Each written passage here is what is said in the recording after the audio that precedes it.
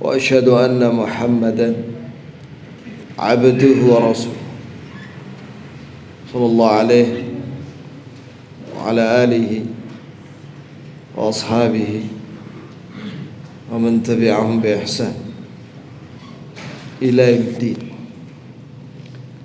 وسلم تسليما كثيرا. طيب. اللهم انفعنا بما علمتنا وعلمنا ما ينفعنا وزدنا علما. اللهم اغفر لنا ذنبنا كله دقه وجله وأوله وآخره وعلانيته وسره.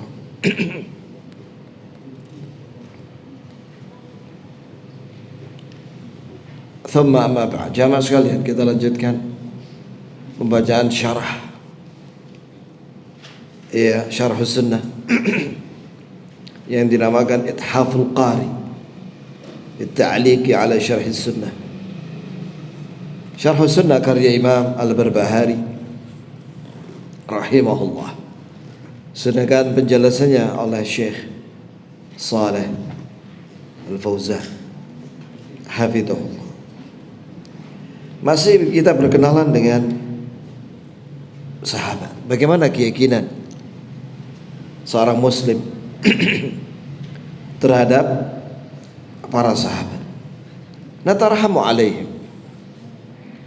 Seorang muslim mendoakan rahmat untuk mereka. Ya, kita minimal mendoakan sahabat itu radhiyallahu anhu. Semoga Allah meridhoinya. Wa nadhkuru fadlahu.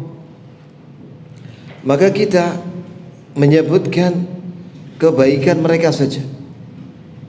Wa nakuf an zalalihim. Dan kita menahan diri dari menyebutkan dan menceritakan kesalahan-kesalahan para sahabat. Ini kata Imam Al-Barbahari rahimahullah.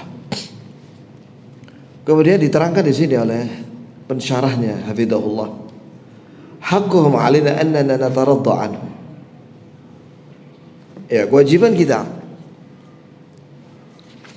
terhadap para sahabat adalah kita mendoakan ridha untuk mereka. Wa natarahhamu 'alaihim, dan kita mendoakan rahmat untuk mereka itu rahimahumullah. Sebagaimana dengan seorang muslim yang sudah meninggal, kita doakan rahimahullah. Kalau laki-laki perempuan rahimahullah. Begitu ya kawan. Kalau masih hidup, wafaqahullah. Semoga Allah beri dia taufik. Hafidhahullah. Semoga Allah beri penjagaan kepada dia. Begitulah akhlak kita terhadap kaum muslim. Sedangkan dengan para sahabat kita doakan radhiyallahu anhu wa naqtadi bihim, dan kita meneladani mereka. Mengapa kita meneladani mereka ya kawan? Sebab mereka adalah murid-muridnya Rasulullah. Mereka orang yang paling alim yang paling tahu ajaran Nabi Muhammad SAW. Sebab mereka menyaksikan wahyu turun disampaikan kepada Nabi SAW. Bahkan mereka melihat Jibril yang menjelma menjadi manusia.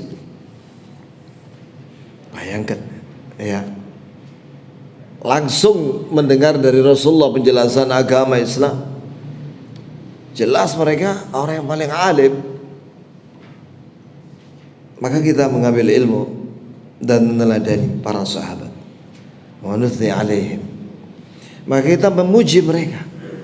Ini menyebutkan keistimewaan dan kebaikan mereka. Wa nakuf alsinatana 'anit ta'ni fihim aw fi ahadin minhum. Dan kita tahan lisan kita dari mencela para sahabat, dari mencela seorang pun di antara mereka. Jangan. Mengapa ya? Mengapa? Sebab Mereka sudah dijanjikan ampunan oleh Allah, sudah diridhoi oleh Allah radhiyallahu anhum wa radu'an. Allah ridha pada mereka, mereka ridha dengan apa yang Allah beri kepada mereka. Ya sudah, mereka memang bukan maksum, tapi Allah sudah ridha dengan mereka. Mau ngapain kita dengan kaum yang sudah diridhoi oleh Allah Jalla wa ala? Apalagi mereka, Masya Allah, amalannya luar biasa. Mereka mengorbankan segala yang mereka miliki, harta, anak-anak, keluarga, bahkan ayahnya, semuanya berjihad, perang, pedang terhunus, duel 1 lawan 1, ya kan? Itu luar biasa itu ya. Mereka membela Nabi, mereka sudah membuktikan bagaimana cintanya mereka yang jujur dengan Nabi Muhammad SAW. Tidak ada alasan untuk mencela mereka. Kalau misalnya mereka ada kesalahan, jelas mereka manusia, tidak maksum. Tapi kebaikan mereka sangat banyak yang menutupi, dan dengan itu Allah hapus, Allah ampuni kesalahan-kesalahan para sahabat. Au an nakhudha fi ma jara bainahum min al-fitnah wal hurub. Tidak boleh lisan kita mencela atau mencari-cari kesalahan apa yang terjadi perselisihan di antara para sahabat dan peperangan di antara para sahabat. Walaupun sejarah mencatat adanya peperangan di antara para sahabat, seperti perang Siffin antara Ali dengan Muawiyah, seperti perang Jamal antara Ali dengan Aisyah dan Zubair dan Talha radhiyallahu anhum ajma'in. Walaupun terjadi itu, tetap kita menahan lisan dari sok tahu, ya, mencari-cari kesalahan sahabat. Tak boleh. Sebab perselisihan di antara para sahabat itu an ijtihadin, berlandasannya ijtihad, ilmu. Mereka orang berilmu. Jika benar dapat 2 pahala, jika salah dapat 1 pahala. La yakhruj 'anil ajr. Mereka tidak keluar dari pahala. Nah, ini dia diterangkan oleh Syekh. Lianna kulla wahidin minhum mujtahid. Sebab setiap sahabat itu mujtahid. Masya Allah. Ini dalam berpendapat itu mereka berijtihad dengan dalil.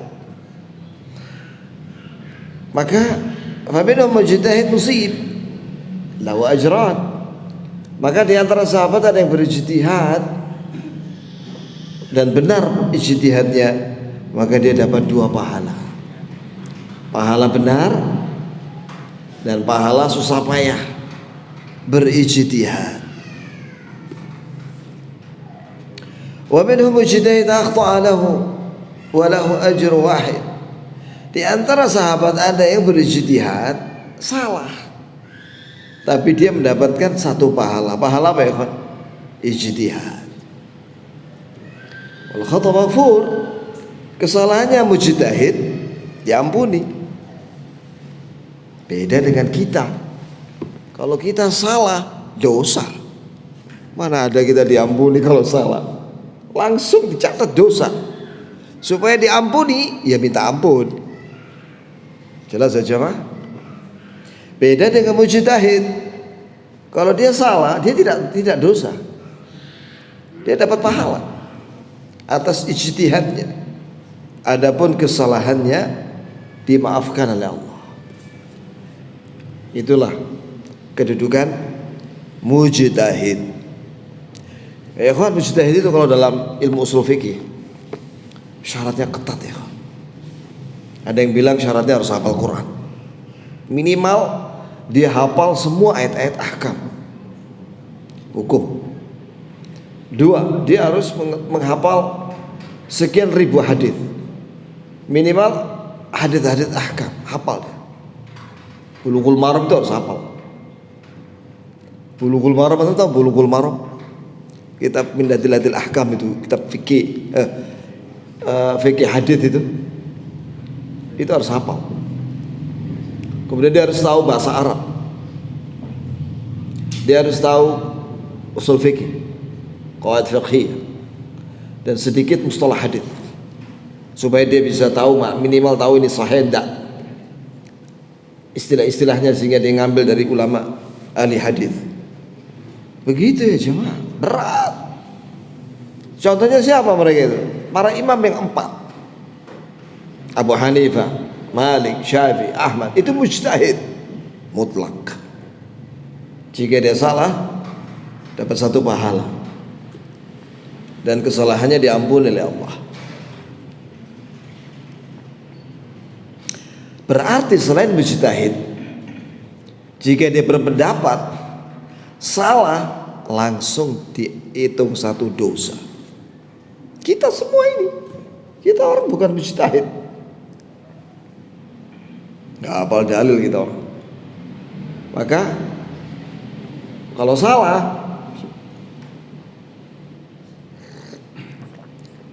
langsung dicatat 1 dosa. Sehingga dia harus minta ampun sama Allah. Tsumaidan lahum minal a'mal al-jalilah. Ini dia. Kemudian para sahabat itu memiliki amalan-amalan yang agung. Ma yukaffiru ma yasul min ba'dhi min al-khata', yang menghapus dosa-dosa, kesalahan mereka. Ya. Nah, ini juga buat kita. Kalau kita salah, kita minta ampun sama Allah. Di samping kita perbanyak amal soleh, karena amal soleh itu menghapus dosa. Wala nadhkur ahada min bil khair. Kita tidak menyebut para sahabat kecuali kebaikan saja. Ya annahum yuridul haq. Sebab para sahabat itu orang-orang yang menginginkan kebaikan, menginginkan kebenaran. Wajidadu, dan mereka itu orang-orang yang sungguh-sungguh dalam mencari kebenaran. Wa kullu minhum amila bi ijtihadih. Setiap sahabat itu mengamalkan sesuai dengan ijtihadnya. Wa minhum man huwa musib. Maka di antara para sahabat itu ada yang benar. Wa minhum man yukhti, man huwa mukhti. Di antara mereka ada yang salah. Maghfurun lah, diampuni dosanya. Wa kullum sahabatu Rasulillah. Mereka itu semua adalah sahabat Rasulullah. Dan satu lagi ya kawan, kata ulama ahli hadis, sepakat para ulama ahlu sunnah, ahlul hadis, bahwa sahabat itu punya keistimewaan yang tidak dimiliki oleh generasi setelahnya. Apa itu? Siapa yang tahu? Hah? Apa ya jamaah? Aldi? Hah? Ya itu sudah pernah saya sebutkan. Ada satu lagi.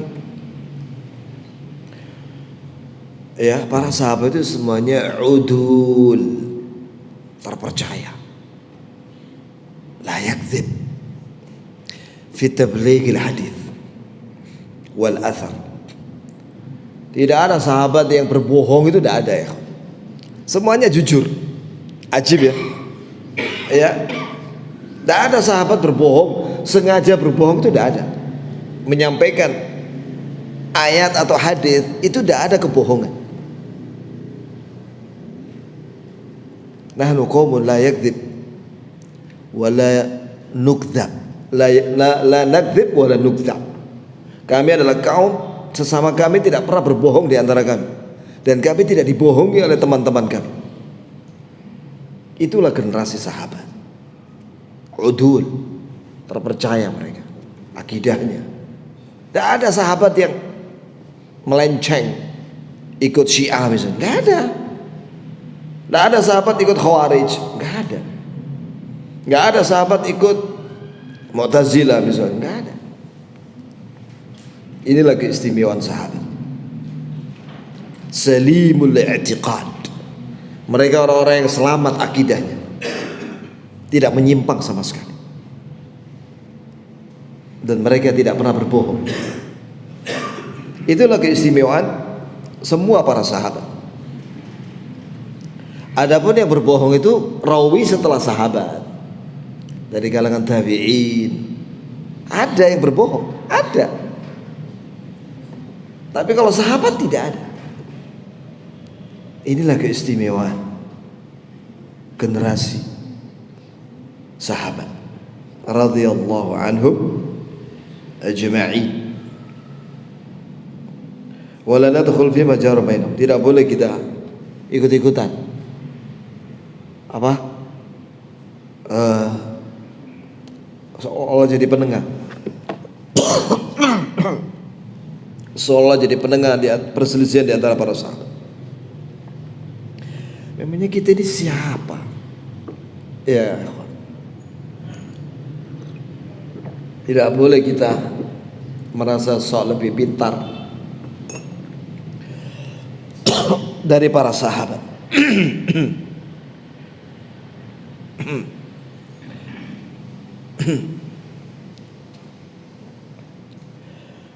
Ta'ammal hadhihi al-ayah, perhatikan ayat ini. Walladzina ja'u min ba'dihim, yakni ba'dal muhajir.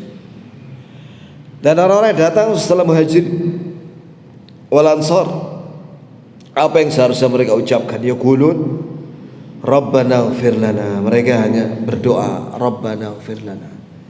Wahai Rabb kami, ampunilah kami, wa li ikhwanina, dan untuk ikhwan-ikhwan kami, alladzina sabaquna bil iman, yang telah mendahului kami dalam keimanan. Wala taj'al fi qulubina ghillan, dan jangan kau jadikan di antara kami kedengkian dan permusuhan lil ladzina amanu, terhadap orang-orang yang beriman itu. Enggak ada pilihan kita kecuali mengucapkan kalimat ini, Rabbana ighfir lana wa li ikhwanina alladzina sabaquna bil iman. Udah. Ya, mendoakan ampunan untuk mereka. Ya, kita dan mereka. Dan yang kedua, tidak boleh ada ghil, tidak boleh ada dengki, permusuhan, kebencian di dalam hati terhadap para sahabat. Tidak boleh, tidak boleh ya. Di sini menunjukkan ya kawan, pentingnya salamatus sadr, keselamatan hati kita. Ya, tidak boleh kita benci seorang pun dengan sahabat. Tak boleh. Begitu pula dengan ahlul bait Rasulullah. Tidak boleh kita benci sedikit pun. Kita doakan mereka.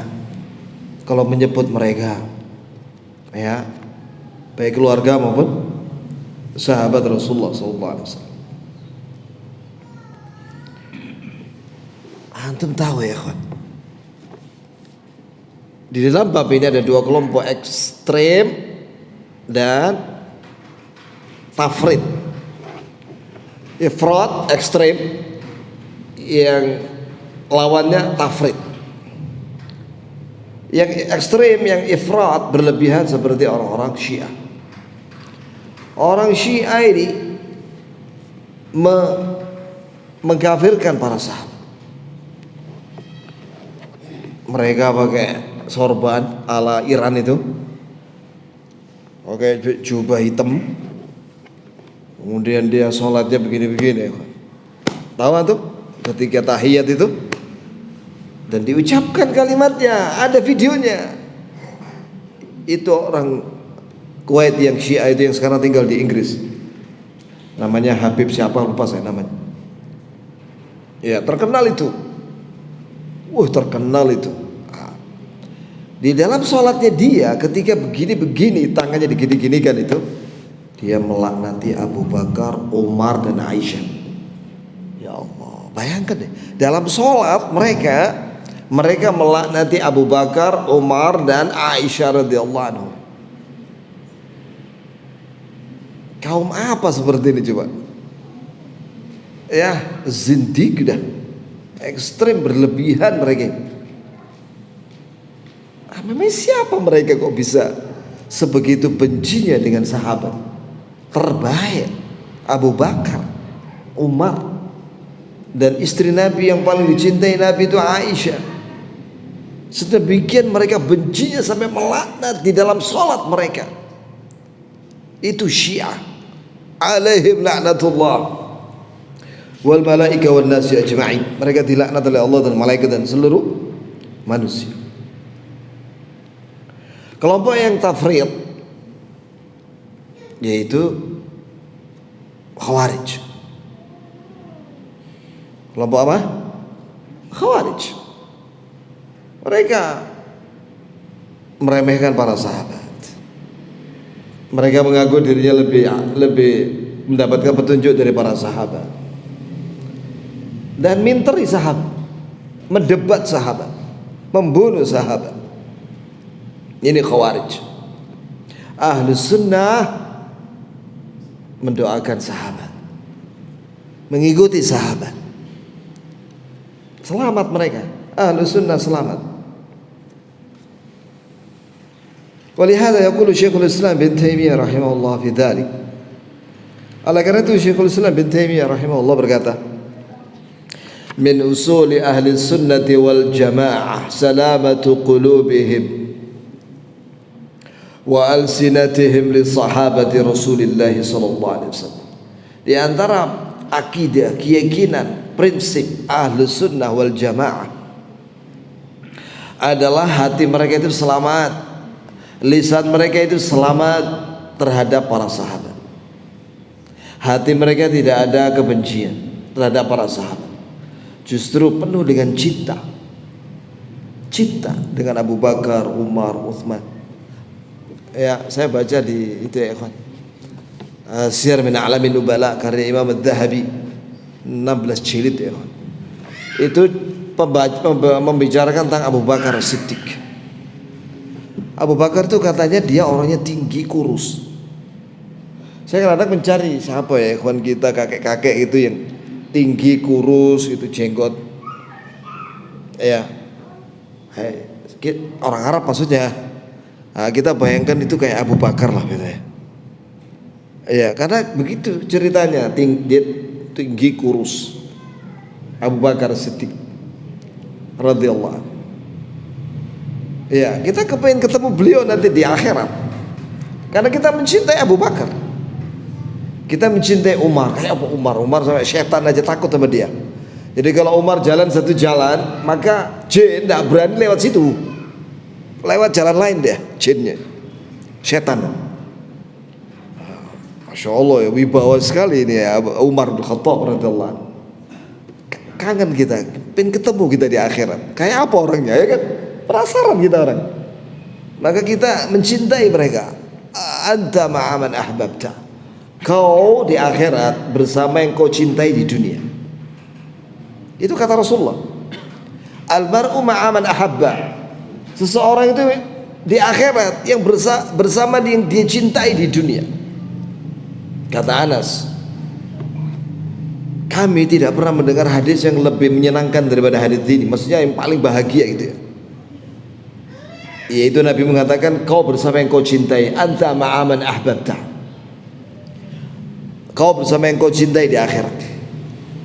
Maka kata beliau, aku mencintai Rasulullah. Ba'dallah, tentunya setelah Allah. Mencintai Rasulullah, kemudian Abu Bakar dan Umar. Aku berharap dikumpulkan oleh Allah bersama mereka di surga. Iya. Itu ya jemaah. Itulah salah satu manfaat kita mempelajari apa?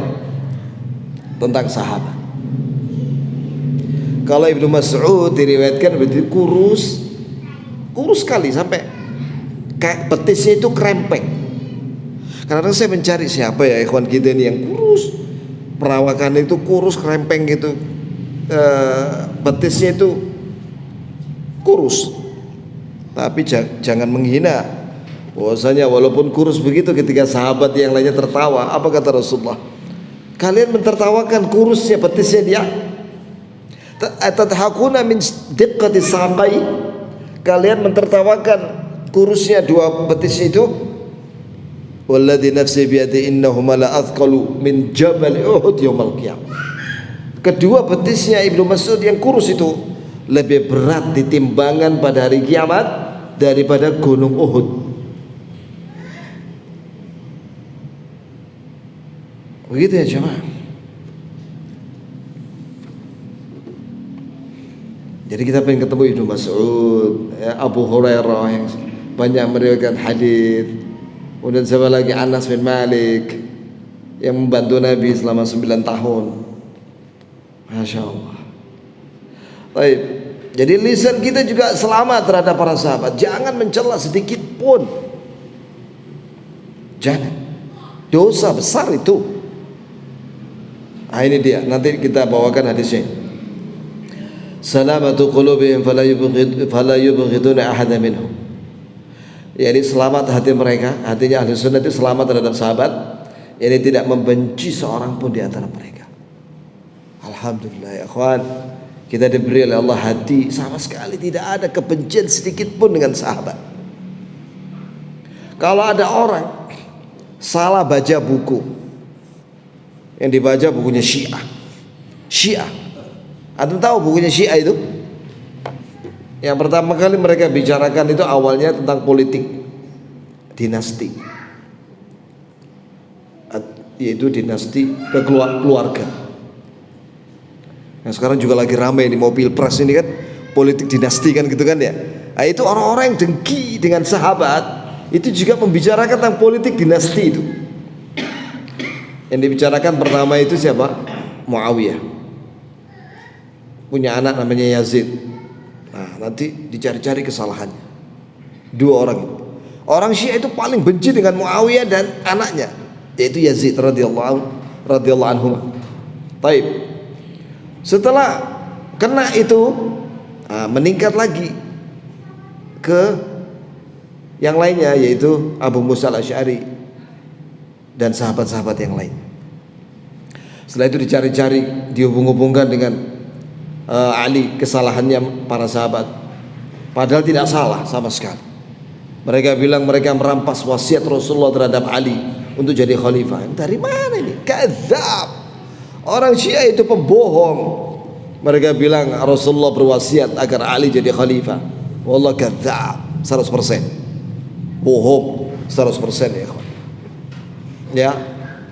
Nah, jadi apabila seorang muslim awam benci dengan Muawiyah, hati-hati, tobat dulu, ya, belajar dulu tentang akidah Ahlus Sunnah. Jangan kamu benci dengan Muawiyah. Ya, dia itu salah satu penulis wahyu, dan dia berjihad, dan dia banyak kelebihannya, banyak. Kalau ada kesalahan, Allah ampuni sudah.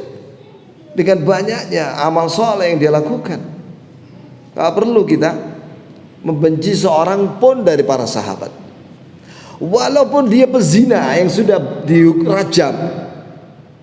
Kan waktu itu ketika ada seorang sahabat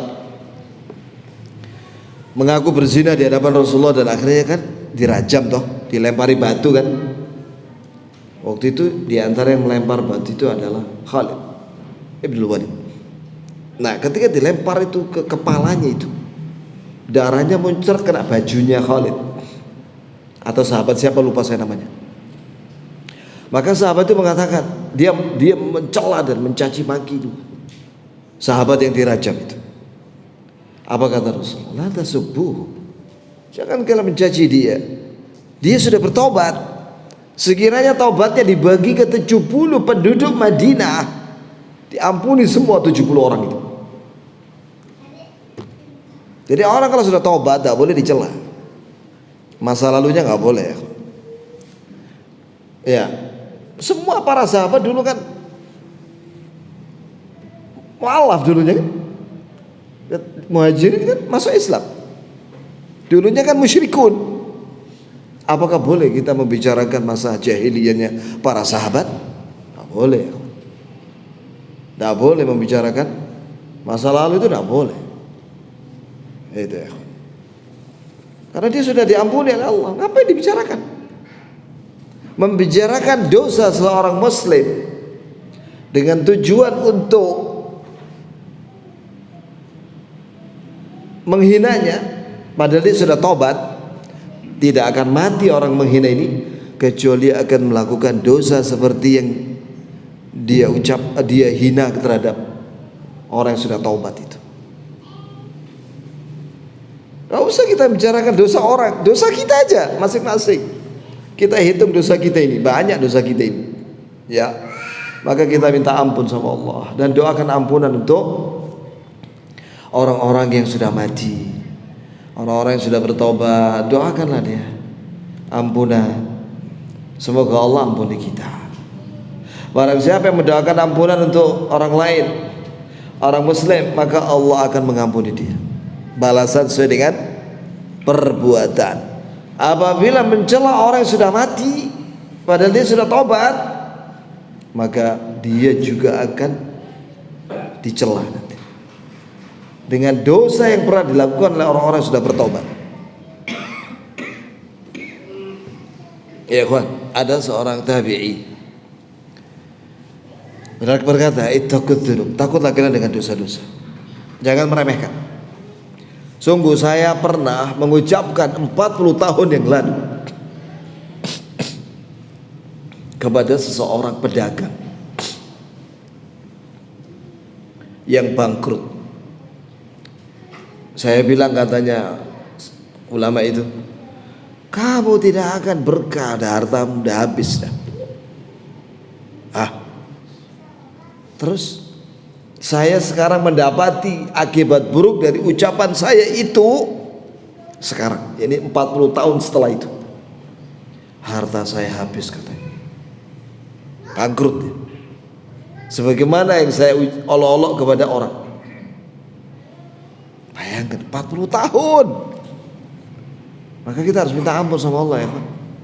Dosa-dosa masa lalu dari mulai balik sampai hari ini. Wah, kalau setiap dosa yang kita lakukan dibalas, habis kita ya Pak. Allah memaafkan sebagian besar dosa-dosa kita. Sebagaimana Allah Ta'ala berfirman, wa ma asabakum min musibatin fabima kasabat aydikum wa ya'fu an katsir. Asy-Syura, surat Asy-Syura.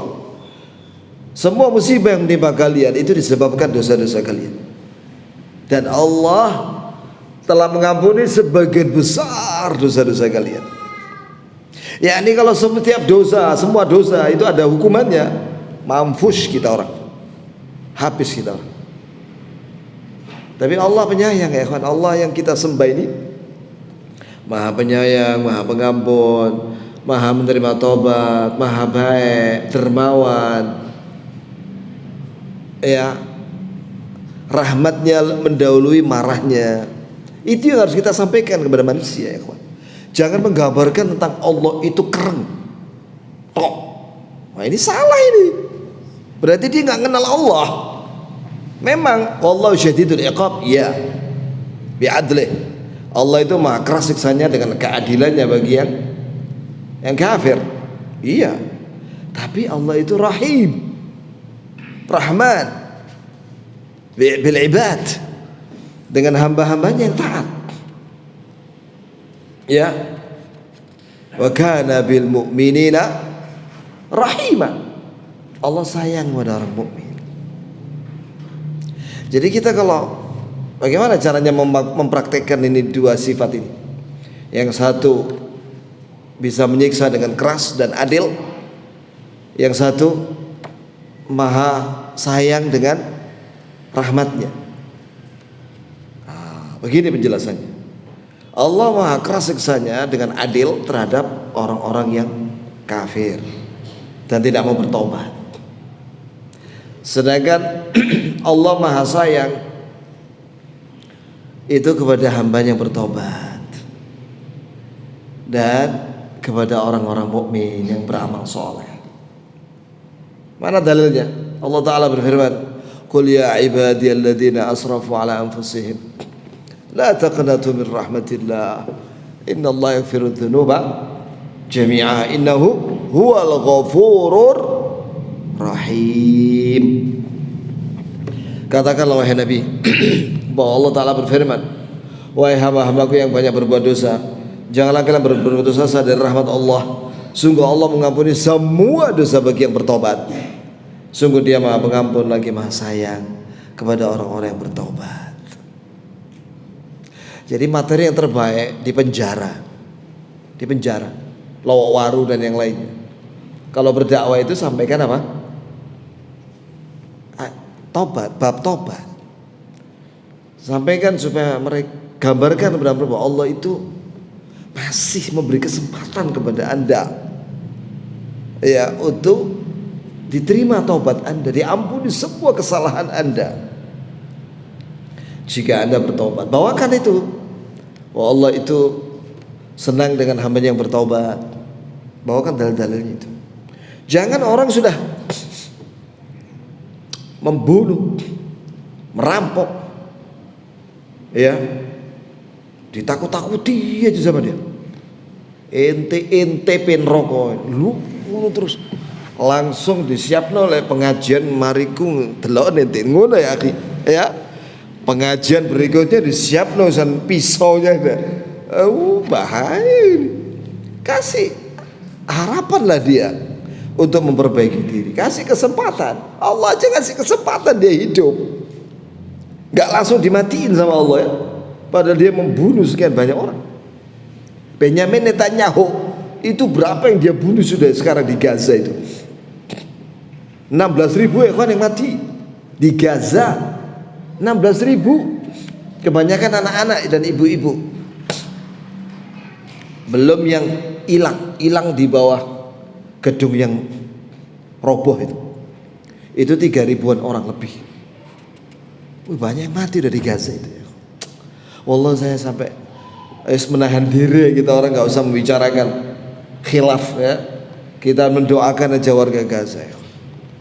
Itu, ya. Kalau kita menyampaikan ini nanti ada yang tersinggung. Sudah. Yang bermanfaat sekarang buat warga Gaza sekarang doa dari kita, wallah, ya. Selanjutnya mana ini? Baik. La yatakallamun fi haqqi ahadin minhum. Tidak boleh membicarakan sedikit pun keburukan terhadap para sahabat, wala yantaqisuna, dan jangan merendahkannya. Wan Nabi sallallahu alaihi wasallam qala fil hadits sahih. Perhatikan ini ya, dalilnya. Mengapa kita dilarang mencela sahabat? Karena ada dalilnya. La tasubbu ashabi. Janganlah kalian mencela sahabat-sahabatku, kata Rasulullah. Padahal ini konteksnya, tahu nggak? Sebab urutnya itu berkaitan dengan apa? Ada perselisihan antara Sa'ad bin Abi Waqqas dengan Khalid bin Walid. Mana yang duluan masuk Islam? Sa'ad minal muhajirin al-awwalin, ya. Dia termasuk muhajirin yang pertama. Sa'ad bin Abi Waqqas termasuk 10 sahabat yang dijamin masuk surga oleh Nabi. Sedangkan Khalid radhiyallahu anhu juga, ya, Sa'ad radhiyallahu anhu. Lah Khalid radhiyallahu anhu masuk Islamnya kapan? Setelah penaklukan atau pada saat penaklukan kota Mekah. Jadi belakangan masuk Islam. Lah Khalid, saya baca ya kan, Khalid ini orangnya tinggi besar. Saya lihat siapa ya orang tinggi besar ini. Ya, pokoknya tinggi besar. Long pedang itu yang dia pegang dalam peperangan. Itu dalam satu peperangan dia bisa memecahkan pedangnya sendiri ketika perang tanding sampai 7 kali.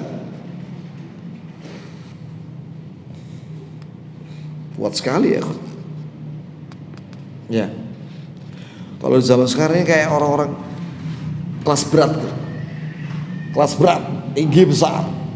Jadi kalau nyikat dengan pedangnya begini, kepala orang itu terbang, ya.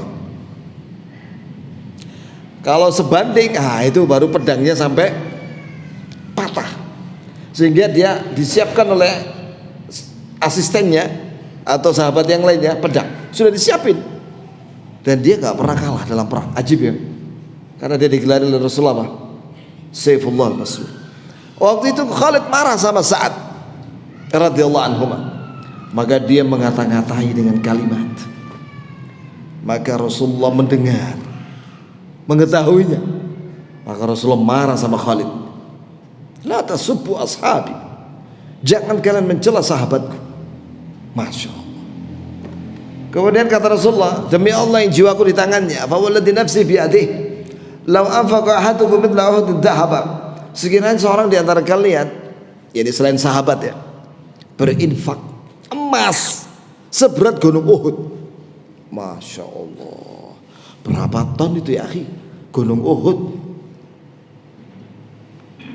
hanya Allah yang tahu berapa ton itu sudah.